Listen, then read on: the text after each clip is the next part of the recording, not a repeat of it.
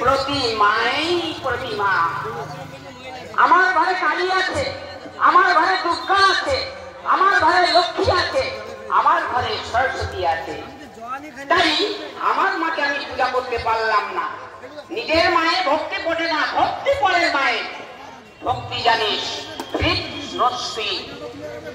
বৃত্তি দেয়। তুই যে অপরের মাকে শুধু মা মা করে যাচ্ছিস, কালী পূজা লক্ষ্মী পূজা কত কি পূজা করছিস, কি হচ্ছে যদি প্রশ্ন করি? আমার এত তো কালী পূজা করছেন, এত তো লক্ষ্মী পূজা করছেন, আমার দাদারা তো দারুণ সাড়ম্বর একটা প্লেন নামিয়ে দিয়েছেন, কত মডেল হবে আজ থেকে করতে শুরু করে দিয়েছে। যদি আজকের বলি, আজকের ব্যাপারটা দেখেছেন বর্তমান,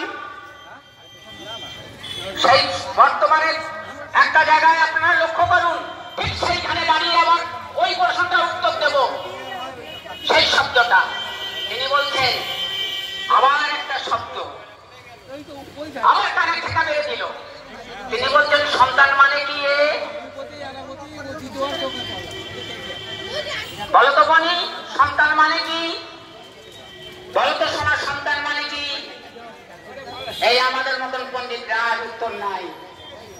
তিনি আবার করুণা করলেন, তিনি কি করুণা করে বললেন সন্তান সমতান। তখন আবার ঠাকুরকে জিজ্ঞাসা করে, ঠাকুর মাথায় ঢোকেনি, সমতান সেটা আবার কেমন? তখন তিনি বলছেন সমতান মানে কেমন জানো? বলে রজ্জু খেলা দেখেছো, দড়ি খেলা, বলে ওদিকে 10 জন এদিকে 10 জন, এরা যদি দুর্বল হয় এদেরকে টেনে ওদিকে নিয়ে যাবে,